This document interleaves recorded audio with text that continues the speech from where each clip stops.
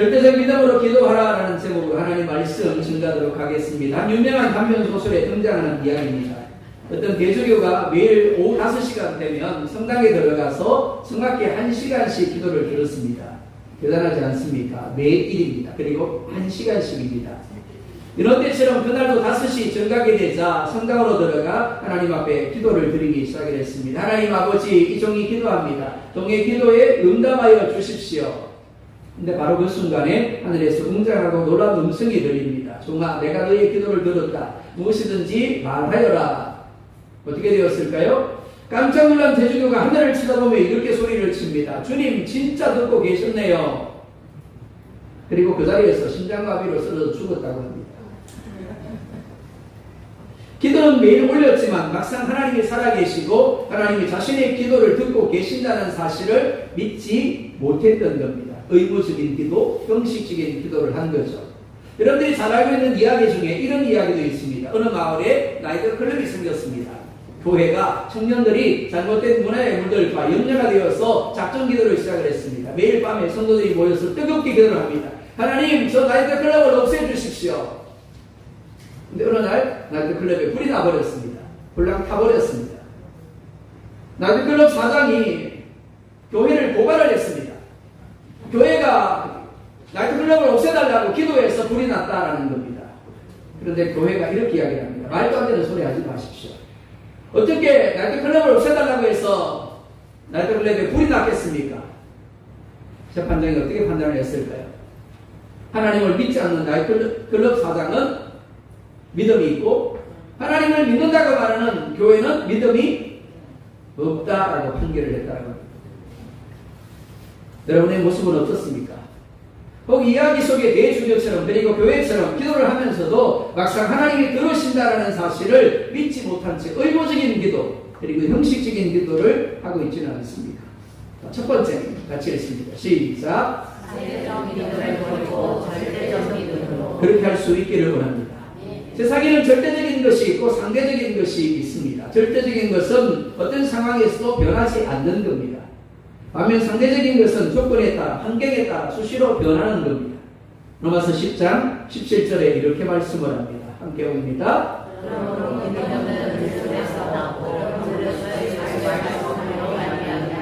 아멘. 믿음의 근거가 뭐라고요? 우리의 생각이요? 우리의 감정이요?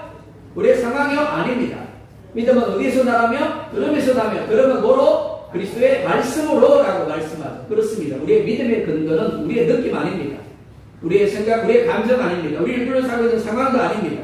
하나님의 말씀입니다. 그러니까 우리의 믿음은 반드시 절대적이어야 합니다.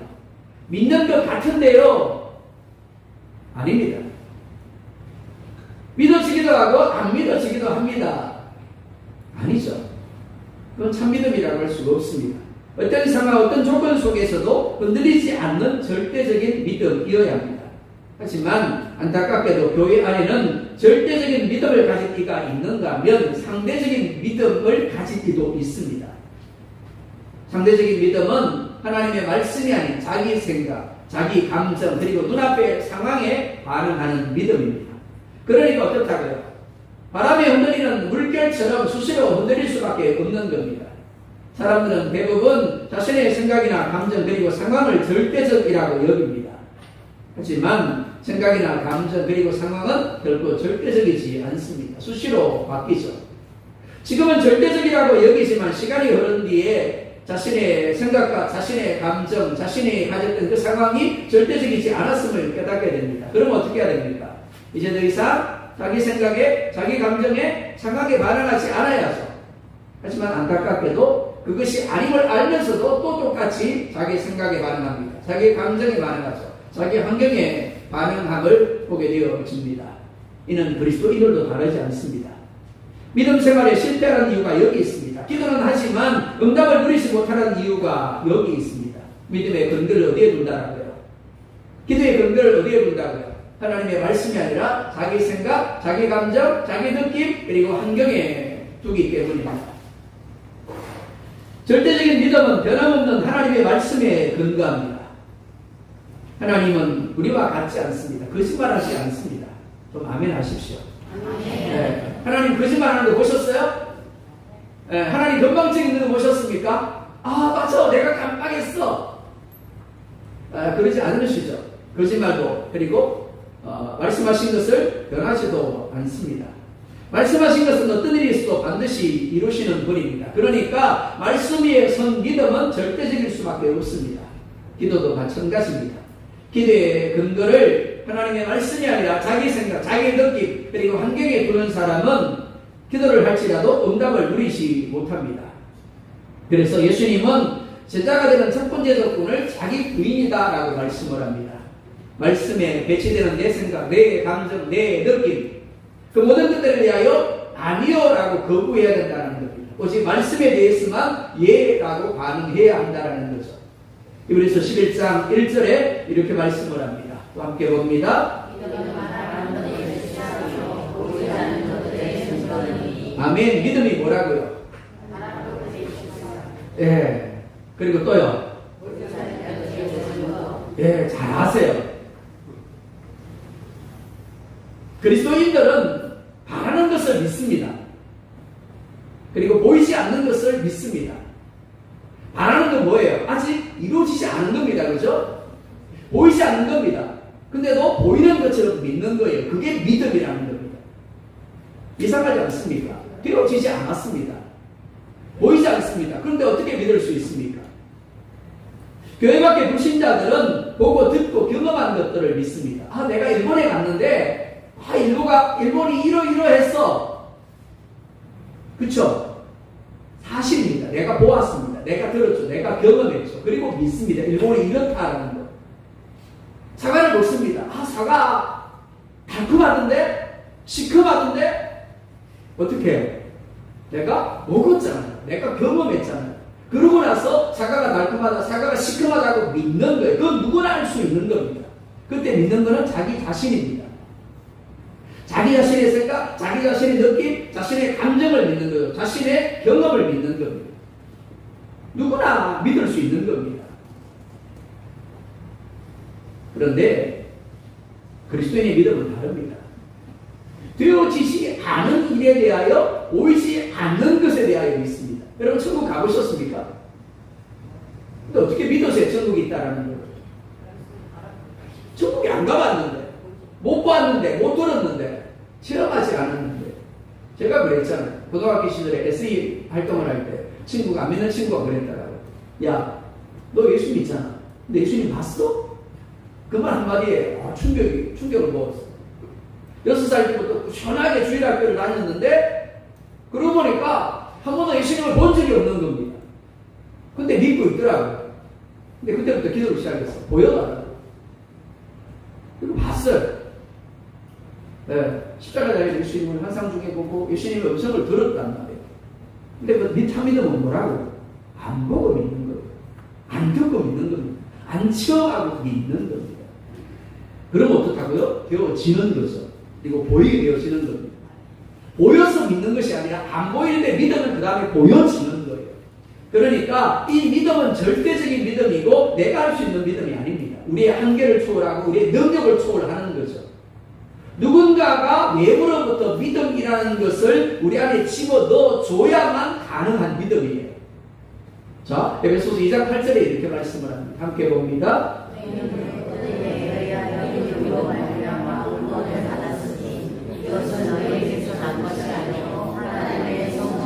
아멘. 뭐라고요? 하나님이 우리에게 주신 은혜의 선물이다 라고 말씀을 합니다. 하나님이 우리에게 뭘 주셨다고요? 믿음. 어떤 믿음? 절대적인 믿음을 주셨다라는 겁니다. 하지만 우리가 기억해야 할 사실이 있습니다. 모든 그리스도인이 동일하게 절대적인 믿음을 받았습니다. 하나님이 어떤 사람에게는 절대적인 믿음을 주고 어떤 사람에게는 절대적인 믿음을 안 주신 게 아니에요. 어떤 분은 그럽니다. 목사님, 저 권사님한테는 하나님이 절대적인 믿음을 주고 나한테는 왜 절대적인 믿음을 주시지 않는 걸까요? 착각입니다. 오해입니다. 하나님이 모든 믿는 이들에게 절대적인 믿음을 은혜로 선물로 주셨습니다. 근데 문제가 뭐라고요? 어떤 사람은 하나님이 주신 그 절대적인 믿음을 사용함으로 하나님의 역사를 누리고 어떤 사람은 절대적인 믿음을 줬는데도 불구하고 사용하지 못함으로 말미암아 하나님을 누리지 못하는 거예요.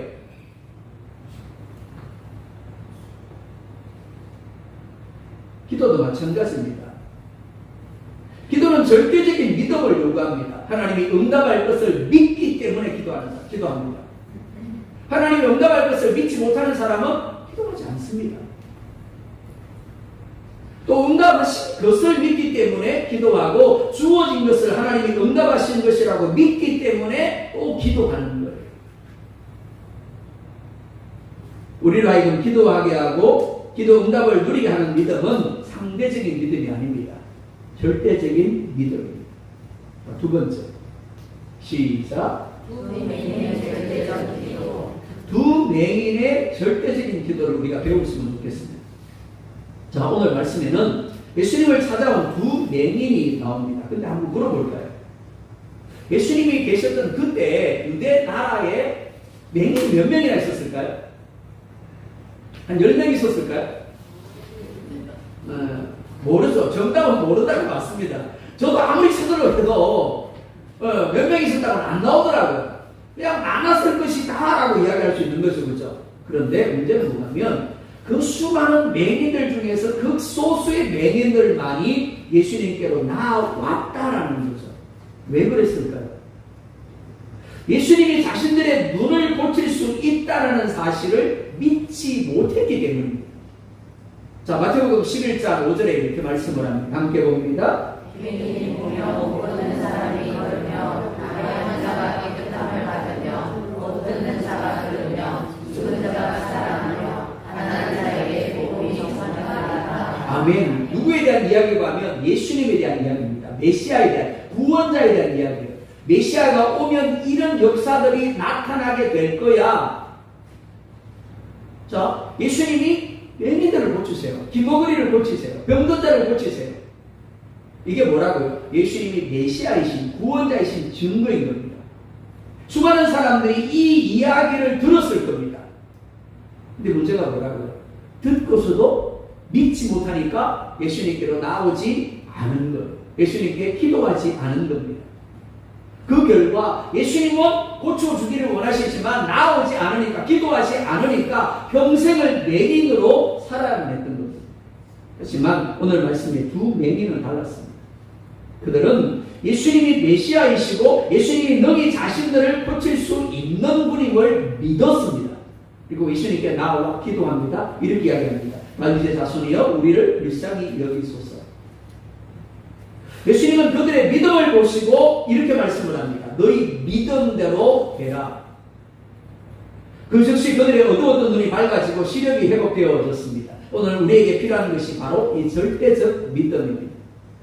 하나님 뭐라 말씀하세요? 구하라, 찾아라, 두드리라 라고 하십니다. 너는 내게 부르짖으라 라고 하십니다. 그럼 어떻게 하겠다고요? 주겠대요. 찾게 하겠대요. 열어주시겠대요. 응답하겠대요. 그 은밀한 일을 나타내시겠대요. 하나님은 사람이 아니기 때문에 거짓말하지 아니하시고 말씀하신 것은 어떤 일이 있어도 반드시 이루시는 분입니다. 그러니까 믿을만 하다고요? 못 믿겠다고요? 믿을만 하죠. 하지만 믿지 않습니다. 목회를 하면서 안타까운 게 그런 겁니다. 하나님이 주시겠다라고 하시는데도 불구하고 하나님이 이미 다 예배해 놓았는데도 불구하고 기도하지 않는 겁니다. 그로 인하여 누리지 못하는 거죠. 기도가 뭐라고요? 능력이라고 했습니다. 기도가 뭐라고요? 기도하는 사람이 복이 있다고 했죠. 하지만 절대적 믿음으로 구하는 기도가 능력이고 그렇게 기도하는 사람이 복입니다. 마가복음 9장 23절에 이렇게 말씀을 합니다. 함께 봅니다. 예수께서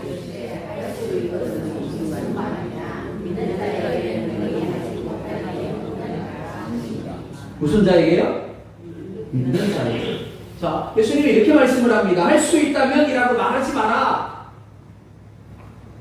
우리 늘 이런 이야기들을 합니다. 목사님 할 수 있으면.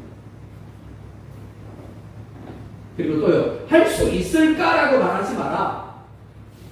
믿는 자에게는 능히 하지 못할 일이 있다고요, 없다고요? 없대요. 한 사람이 자기 아이가 귀신에 들렸습니다. 그래서 제자들에게 나와서 고쳐달라고 이야기합니다. 근데 제자들은 고치지 못해요. 그런데 조금 후에 예수님이 오셔서 귀신을 꾸짖어 나가게 하심으로 아이를 고쳐주십니다. 제자들이 묻습니다. 예수님, 왜 우리는 못했습니까?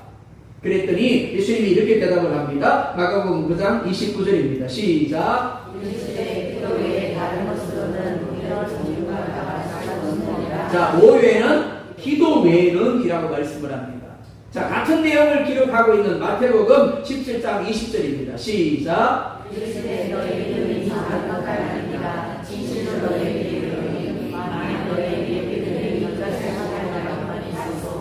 이 사상을 명하여 여기서 저기로 옮겨지다 하면 옮겨질 것이요 또 너희가 못할 것이 없으리라. 아멘. 자, 똑같은 사건입니다. 똑같은 상황을 가지고 두 가지를 이야기합니다.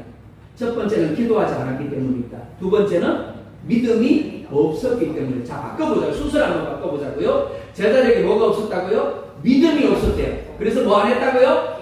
기도 안 했대요. 그래서 귀신이 쫓겨가지 않았다라고 말씀하고 있는 겁니다. 만약 제자들이 믿음으로 기도하였다면 능히 아이를 고칠 수 있었다라는 겁니다. 절대적 믿음의 중요성이 여기 있습니다. 자, 그렇다면 우리의 믿음이 절대적이어야 하는 이유, 그리고 그 절대적인 믿음이 능력을 나타내는 이유가 무엇인가 하는 겁니다.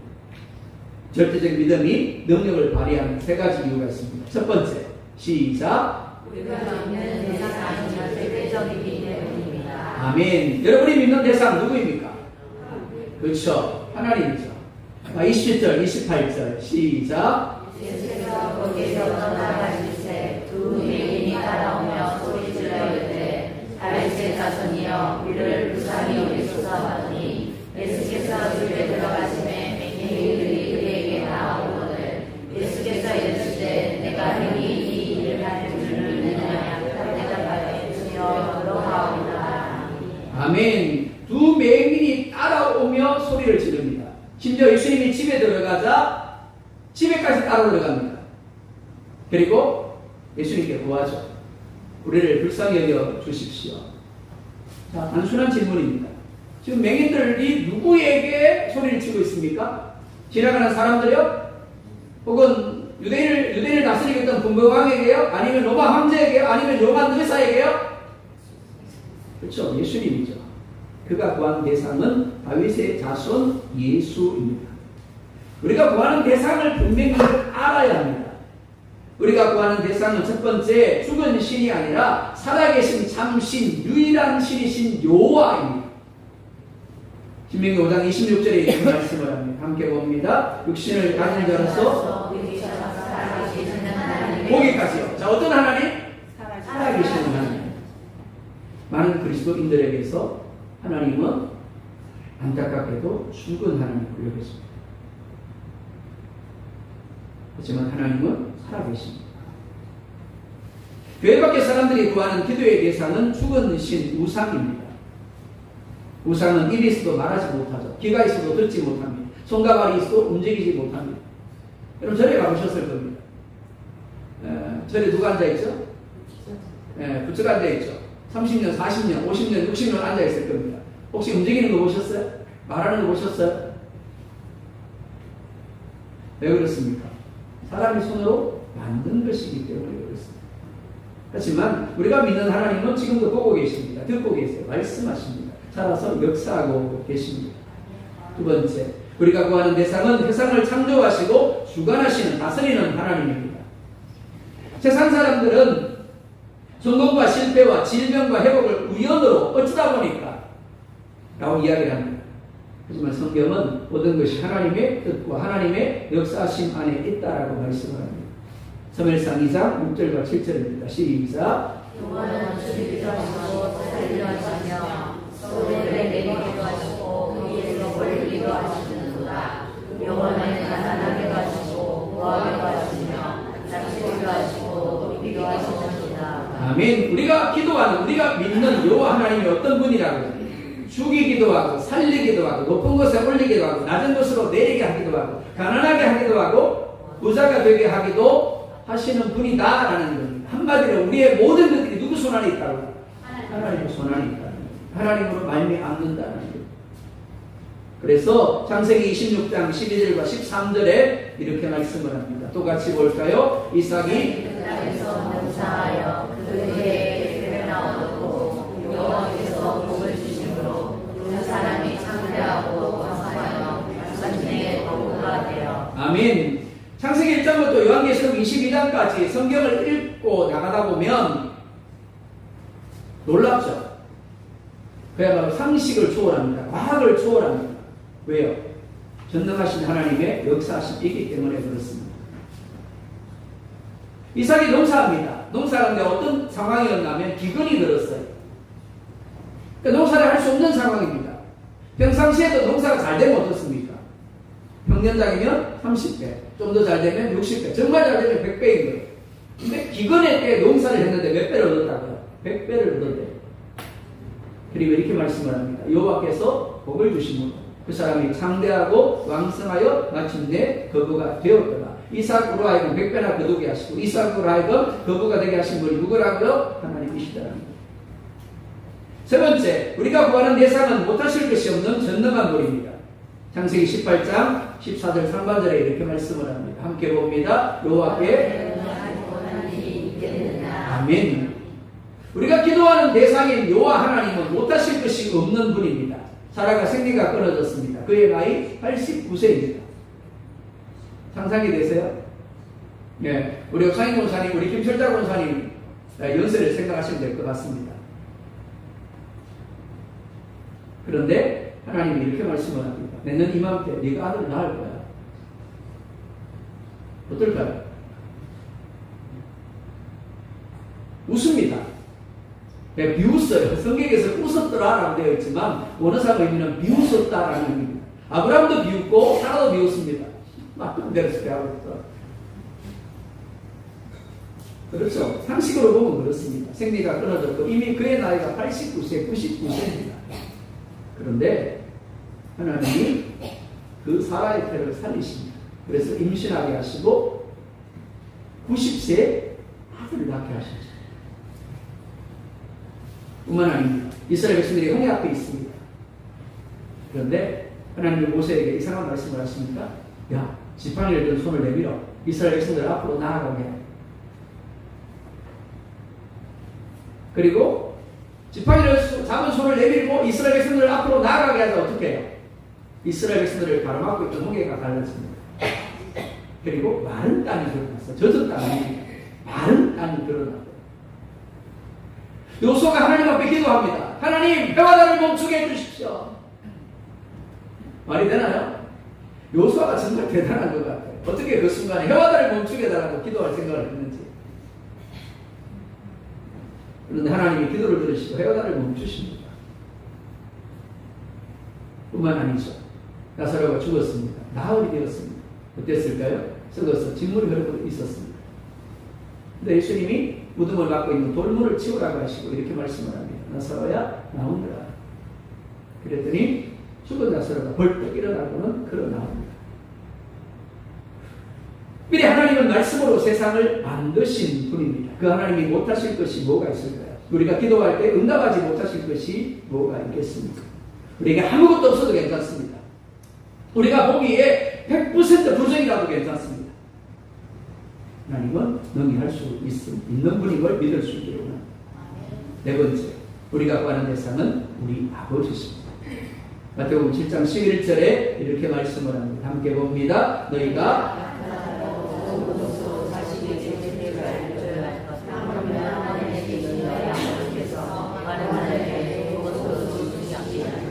뭐라고 말씀합니까? 악한 아비라도 자식에게는 좋은 것으로 주려고 한다. 그렇죠. 그게 부모의 마음입니다. 여러분들 어린 시절 어땠습니까? 다들 가난한 시절을 보냈을 겁니다. 그때 우리 어머님들은 늘 그랬던 것 같아요. 나 먹었어. 나 배불러. 나 보는 것만으로 배불러. 그만큼 거짓말이 없어요. 너희가 먹는 것만 봐도 나는 배불러. 그렇게 배부를 수 있다면 참 좋겠어요. 그죠? 근데 없으니까. 그것밖에 없으니까. 자신은 배를 골르면서도 자식들을 먹이려고 했던 겁니다. 그게 부모죠. 하나님 뭐라 말씀합니까?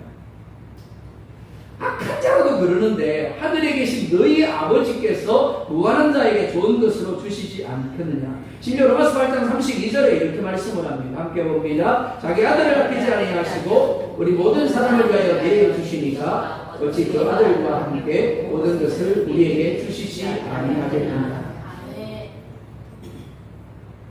자기 아들을 아끼지 아니하고 이미 우리를 위하여 내어 주신 분입니다. 자기 아들보다 더 좋은 것이 있을까요? 이미 아들을 내어 주셨기 때문에 하나님은 얼마든지 우리가 필요로 하는 것들을 내어 주실 수 있는 겁니다. 우리가 절대적인 믿음을 가지고 기도해야 되는 이유가 여기 있습니다. 자, 두 번째. 시작. 믿음의 능력이 절대적이기 때문이다. 29절 봅니다. 이에 예수께서 그들의 눈을 만지시며 이르시되 너희 믿음대로 되라 하시니. 자, 예수님 눈을 만집니다. 그리고 이렇게 말씀을 합니다. 너희 생각대로 될지어다. 너희 감정대로 될지어다. 그러지 않죠, 그죠? 눈을 만지시며 이르시되 너희 믿음대로 되라 라고 말씀을 하십니다.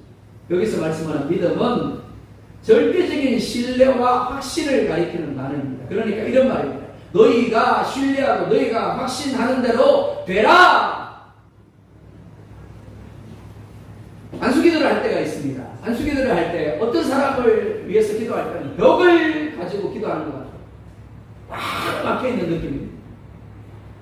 근데 어떤 사람을 위해서 손을 얹고 기도하면 여기서부터 마음 중심으로 하나님 것으로 탁 올라오는 느낌이 들어요. 뭐의 차이일까요? 믿음의 차이입니다. 모세가 하나님을 신뢰하고 확신함으로 지팡이를 든 손을 내밀었을 때 홍해가 갈라졌죠. 다윗이 하나님을 신뢰하고 나아가 물맷돌을 던졌을 때 신기하게 그 물맷돌이 골리앗의 빈 곳에 가서 맞았어요. 네, 남자분들은 아실 겁니다. 0점을 맞추고 사격을 해도 잘 맞추기 힘듭니다. 근데 물맷돌을 던졌는데 정확하게 거기에 맞았대요. 누가 했다고요? 하나님.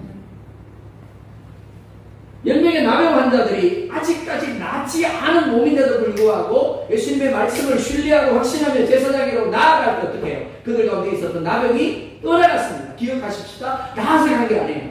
예수님의 말씀을 믿고 가다 보니까 나았대요.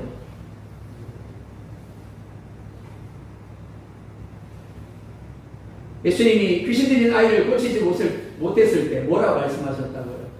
너희 믿음이 작은 까닭이다. 기도 외에는 이런 누가 나갈 수 없다라고 하시죠. 절대적인 믿음으로 기도할 때 우리의 한계를 추월하는 하나님의 능력이 임하게 되어집니다. 베드로처럼 그냥 바라보지 마십시오.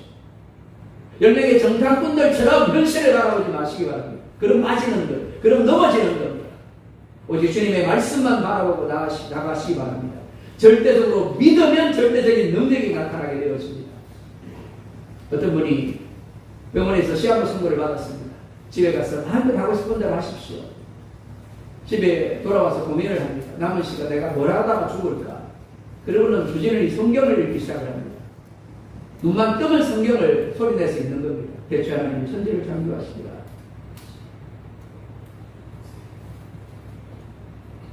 또 어떤 분은 평생을 살아오면서 하나님 앞에 죄송한 일들을 떠올리면서 내가 죽을 때까지 죄를 다 회개하고 죽겠다라고 눈만 뜨면 하나님 앞에 눈물을 흘리면서 회개합니다. 근데 신기하게도 죽을 때가 됐는데 안 죽는 거예요. 분명히 의사가 몇 개월이라고 이야기를 했는데 그 시간이 지났는데도 불구하고 안 죽습니다. 그래서 병원에 가서 검사를 합니다. 그랬더니 의사가 그럽니다. 근데 그분 맞습니까? 암이 하나도 본 적이 없습니다. 이때 아멘 하시는 거예요.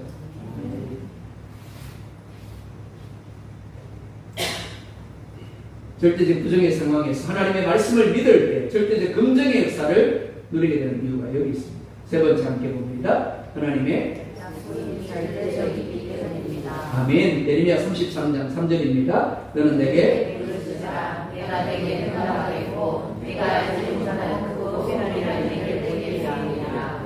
아멘. 하나님 뭐라 말씀하세요? 부르시더라. 내가 한번 생각해보고 응답할 수도 있을 것이다. 그런가요? 아니죠. 부르시죠. 내가 네게 응답하겠고 네가 알지 못하는 그 은밀한 일을 보이겠다. 반드시 절대적인 왜요? 민수기 23장 19절입니다. 하나님은 사람이 아니셔서 거짓말하지 않으신다. 하나님은 인간이 아니어서 세상으로 않으십니다. 무엇을 말씀하시는지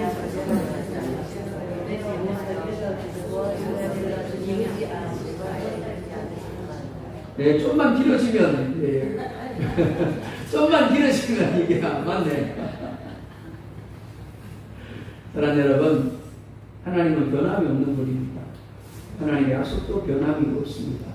그렇기 때문에 구하면 반드시 응답하십니다. 그렇기 때문에 문제와 환경 앞에 낙심하여 앉아있지 말고 그 문제를 가지고 하나님 앞에 나아가 부르짖어 기도할 수 있기를 원합니다.